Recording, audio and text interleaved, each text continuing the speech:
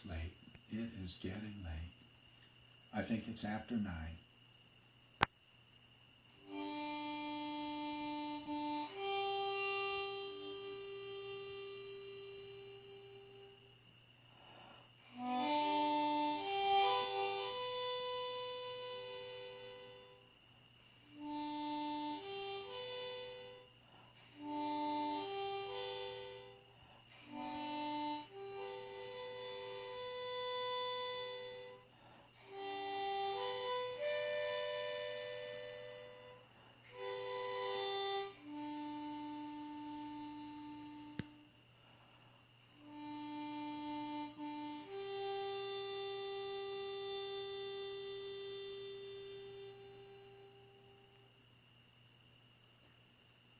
I think we've got time for one more story. This is one from my old book.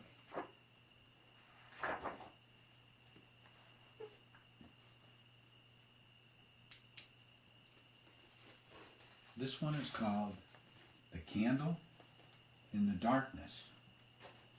And this one comes from Africa, parts of the northwest part of Africa, or the northeast parts, Ethiopia and Sudan and Somalia. On a cold evening, Yasu and several of his friends were gathered about the fire at Yasu's house, toasting themselves and telling stories. The wind whistled around the center of the house, and spatters of snow could be heard against the windows, but inside the men were comfortable and warm. Soon each man's storytelling turned upon himself, and the friends were trying to brag and tell tales to prove their bravery and their strength. As they went on, they became boastful, not about what they had done, but about what they could do if the occasion arose. Finally, Yasu, having listened to the boasts of the others politely, said, "I too am exceedingly strong, and I have great courage and fortitude." His friend Michael scoffed, for Yasu was not a powerful or outstandingly bold man. "What can you do," he said, "that would show you are particularly fearless?" "Well, let me see," said Yasu. "Can any of you think of a deed I could perform now?" None of his friends could. "Nevertheless," said Yasu, "since Michael seems to doubt my courage, I must prove it. Will this convince you, Michael? I will stay out all night in the snow with no fire to give me heat." "Yes, my friend," said Michael, "it would convince me, but I have no desire to see you freeze to death to prove your point." Ali joined Michael in protesting. "Don't do it, Yasu. The night is becoming colder every minute and the snow falls more thickly. You will freeze with no fire." "Not I," said Yasu. "I am very strong. I know I can do it, and I intend to prove it to all of you this very night." "Please, Yasu," said Michael, "I do not want to be responsible for the death of my friend." "You will not be, Michael. I will stand out in the cold all night. I will have no fire for warmth, and I will come in when the sun rises as healthy as I ever was. If I do not succeed, and I have no doubt that I will, I shall give you all a big dinner here at my house." "Well, all right then," said Yasu's friends. "Since you insist on being stubborn, we will admit that you have great strength and great courage if you can stay all night in the cold. But remember, you cannot have any kind of fire to warm you, and you cannot go indoors, or we will demand the dinner in payment." Yasu's friends then left to go to their own homes and their warm beds. Yasu went out into the snow. At first, the air felt like ice, and he shivered. After a few minutes, he became more accustomed to the cold and did not mind it as much. Then he settled down to wait out the night. He walked slowly up and down, watching the lights in the houses go out. Soon there was no light to be seen, only darkness, and the cold, wet snow falling about him and melting on his shoulders and back. The town was silent. A great loneliness came over him, and he wished he could see the stars, but snow clouds covered the sky. There's a picture. Got no boots on. Whoa. Oof. I couldn't see. He realized his fingers were icy. He thrust them into his sleeves for warmth and walked more briskly to warm his legs and feet. Back and forth across the open square he paced. The hours must be passing, he thought, but how slowly they went. There was no sign of light in the eastern sky, only cold gray darkness. Yasu's hands and feet grew numb. The snow had become too deep to walk through easily, so he stood in one place, stamping off the minutes. He removed his hands from his sleeves and rubbed his legs until they tingled, then covered his hands again. How unfriendly the night was, and how dreadfully dark.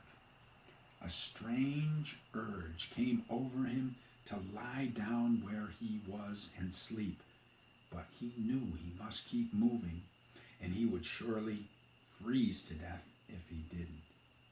The thought frightened him, and he started walking again, kicking his way through the snow, stumbling and slipping. Then he stopped. Far off, in a window of one of the village houses, a candle had been lighted. He could barely see its tiny glow through the falling snow, but it burned steadfastly, warm and somehow friendly. The person who had lit the candle hadn't even known that he was there, but the little flame was like a magic sign that he was not alone in the dark. There were other people near him and awake. Now he was no longer afraid. He watched the candle every minute, and its light helped him to fight off sleep. Its friendliness told him that he could last out the night. 4 o'clock, 5 o'clock, a glimmer of light showed in the eastern sky. The light grew brighter, and the candle went out. But by now it was almost time for sunrise. With a surge of triumph, Yasu knew that he had succeeded. You can see the sun just beginning to...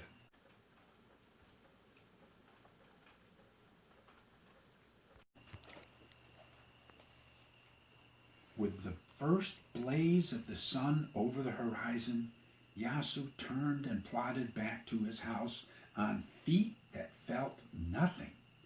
It seemed he would never be warm again.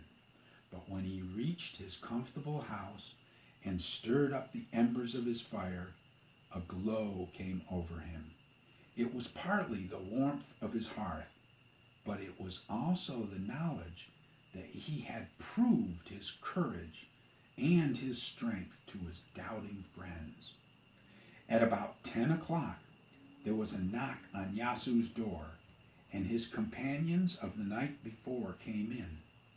"Did you manage to stay out all night, Yasu?" Mikhail asked. "Yes, I stayed out until the sun rose," said Yasu. "And you had no fire to keep you warm?" "No, not even the smallest fire." "How did you ever do it?" asked Ali wonderingly. "Wasn't it terribly hard?" "It certainly was," said Yasu. "I'm very strong and I'm very brave, but I confess There was a time when I thought I might have to give up. But then someone lit a candle in a window far across the village. It was amazing what encouragement the light of that little flame gave me. Wait a minute. Did you say a candle, Yasu? Michael broke in. Yes, a candle. Ah, but a candle gives off heat. And you said you would stay out all night with no heat of any kind. You did not say, or you did not do what you said you would do. Yasu snorted. How could a hand candle all the way over on the other side of the village warm someone who was standing in the square? You can argue if you like, Yasu, but a candle gives out heat. You may have felt very little, but you did get some heat from it. You must give us that dinner that you promised. Yasu turned to the others for support, but they laughed and said, He's right. You had the heat of the candle. We want the dinner you owe us, and we want it tonight. Yasu argued and protested, but none of his friends would listen. Finally, he said sadly, All right, come for dinner when the sun goes down. When the door had been closed behind his friends, Yasu sat down to think. He thought, and he thought. Just as the sun was going down, all of the men arrived at Yasu's house, laughing and talking. Here we are, Yasu, they shouted to him as they took seats around the room. Is the dinner ready? No, Yasu called from the other room. Not yet, but please sit down. They sat back comfortably, chatting with one another, and waited. From time to time, they could hear Yasu moving around in the next room, but curiously, there was no smell of cooking. They waited and waited. They began to be restless, and they were very hungry. Every man there had eaten very lightly during the day so that he would be able to do justice to the big dinner at Yasu's house. After a long time, they called to Yasu, Can we help you get it ready? No, thank you, Yasu called back. Later, they called again. Yasu, could we perhaps have part of the dinner now and the rest when it's ready? We are terribly hungry. I'm sorry, but all the dinner is in one pot. At last, when Yasu's friends could wait no more, they got up and they went into the next room. They crowded into the doorway and then stood, speechless. Finally, they looked at one another and laughed until tears flowed from their eyes at the sight that they saw. Hanging from the ceiling, higher than their head, was a big pot.